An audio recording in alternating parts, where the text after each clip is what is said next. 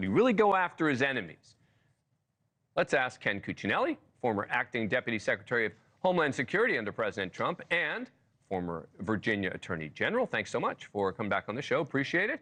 So what do you think? Is he going to be going after his political foes? I think Senator Johnson's reference to the Hillary Clinton example is probably your best. It's your only data point. And look how hard he went after her during the campaign, lock her up, et cetera.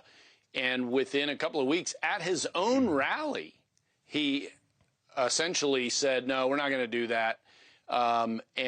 So I think that this president has pushed very hard. He always does, using strong language, hyperbole sometimes during campaigns. And I think America has a very clear vision of the direction President Trump is going to go.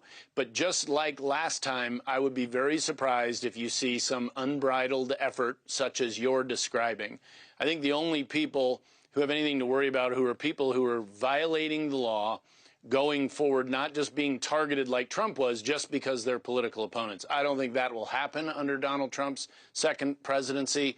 It didn't happen under his first presidency. But the difference, I guess the difference would be if he picks a different person as Attorney General, right, than he picked in the past. And that could fundamentally change the tenor of the Department of Justice. And I guess that's the concern. You get a guy like Mike Davis who's talking about, you know, the size of Letitia James's body and talking, you know, insulting her in that way, and yeah, go ahead. So Dan, the picks he makes, including the Attorney General, I've been watching the media really try to turn the Department of Justice into some sort of independent agency. Read your Constitution. In Article 2, there is one person, the President of the United States, and the Department of Justice works for them. The kind of cases you're describing, I cannot imagine going forward without a conversation with the president in which he approves such a thing. So you're using Mike Davis as an example, and we could pick an awful lot of names that have different tenors, to use your word, and they aren't going to just be independent operators. They work for the president. Yeah, but the question then goes back to, will the president do this?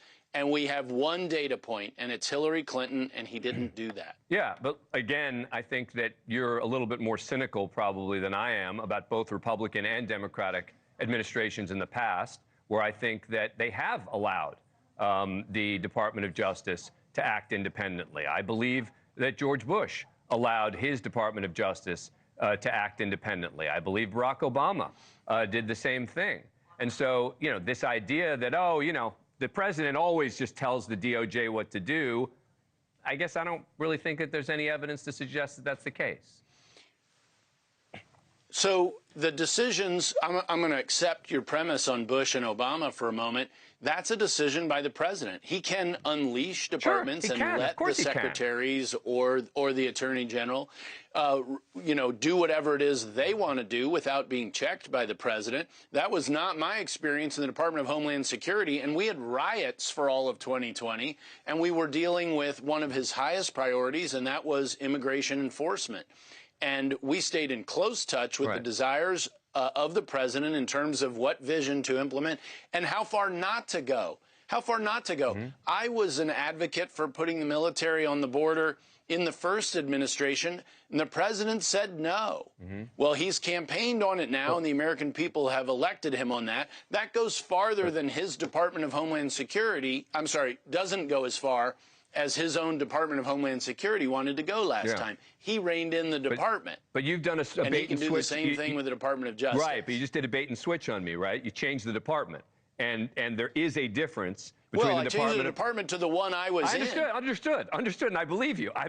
And that makes more sense to me, right? The idea that the president would be, in any administration, in much more direct contact with the Department of Homeland Security. But look, I am hoping that you're right. I am hoping that the Hillary Clinton example is instructive here. We shall see.